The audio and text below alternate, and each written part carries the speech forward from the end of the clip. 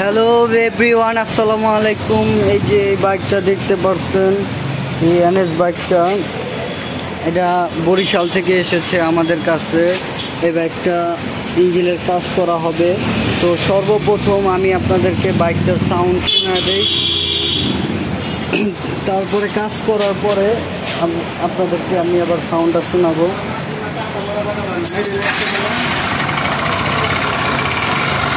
বাইকটার সাউন্ড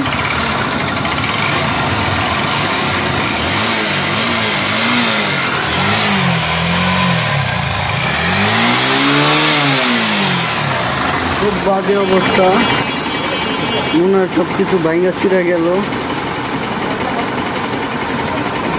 তো গাইস, এর কাজ এখন আমরা করব।